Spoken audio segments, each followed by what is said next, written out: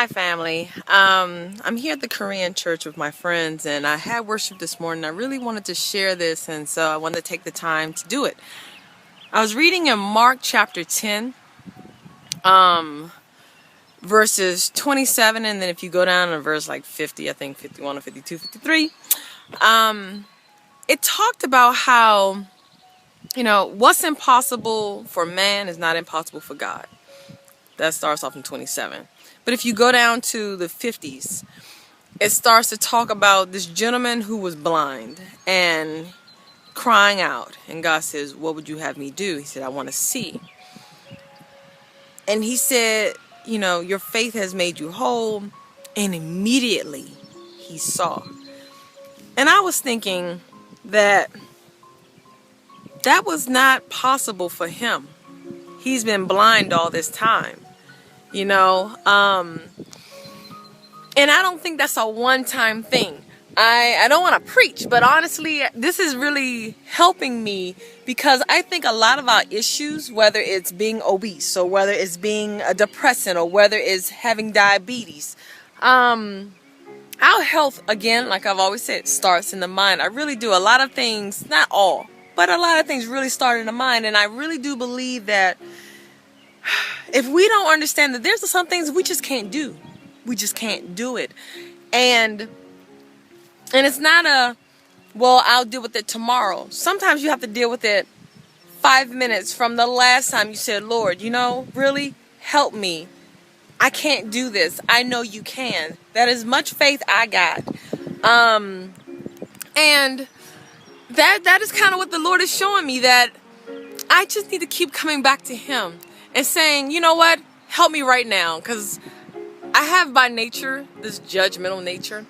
And I struggle. Sometimes I just have to stop and shut down because I don't know how to stop. Sometimes judging folk like, "Why aren't you perfect?"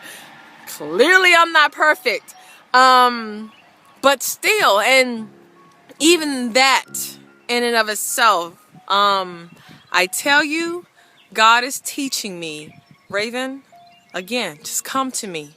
Come to me, because what's impossible for you is not impossible for me. And He reminds me of what I truly forget. I've never before prayed about not being judgmental. I'm praying about it now. Before, I was such a hypocrite. I would cuss for days, but when I get around people, I'll be pious. I don't cuss at all. Well,